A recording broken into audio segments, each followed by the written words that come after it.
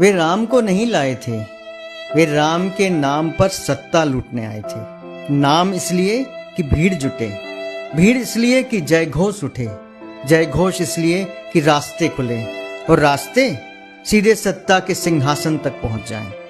राम इस योजना में कहीं नहीं थे, राम तो वहीं थे, शबरी की झोपड़ी में, केवट की नाव में, भरत की प्रतीक्षा में, हनुमान की निष्ठा में और उस हर मनुष्य के भीतर जो बिना किसी घोषणा के दूसरे के दुख को अपना समझ लेता है। लेकिन बाजार को मर्यादा नहीं चाहिए थी, उसे चाहिए था एक ऐसा नाम जिसे सुनते ही भीड़ सोचने के बजाय नारा लगाने लगे। धीरे धीरे राम पीछे चले गए। आगे मंच थे, माइक थे, कैमरे थे, कटआउट थे, जुलूस थे और जय घोष था।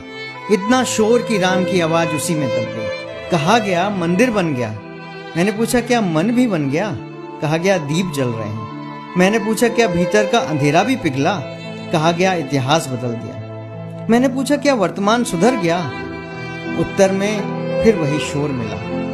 फिर मैंने देखा दान पात्र बड़े होते गए और दिल छोटे, झंडे ऊंचे होते गए और विचार बौने, जय घोष गूंजते गए और संवाद मरते गए। हर असहमति से पूछा गया तुम राम के साथ हो या नहीं?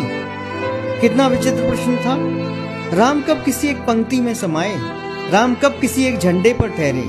राम कब किसी दल, किसी सत्ता, किसी चेहरे की निजी संपत्ति बने?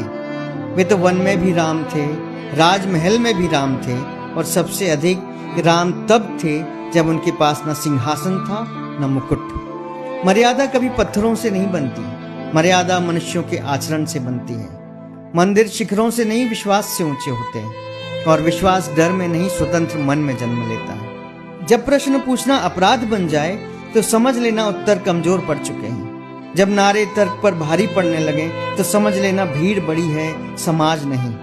जब ईश्वर के नाम पर मनुष्य छोटा होने लगे तो समझ लेना धर्म नहीं अहंकार बड़ा है।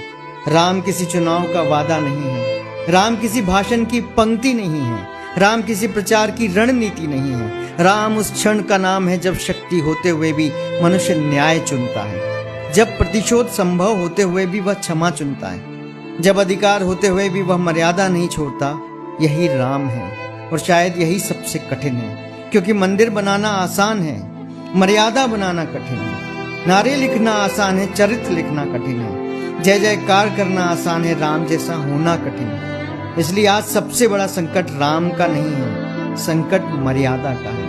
और जिस दिन मर्यादा बिकने लगे समझ लेना बाजार बहुत बड़ा हो गया है और राम फिर एक बार वन की ओर लौट गए।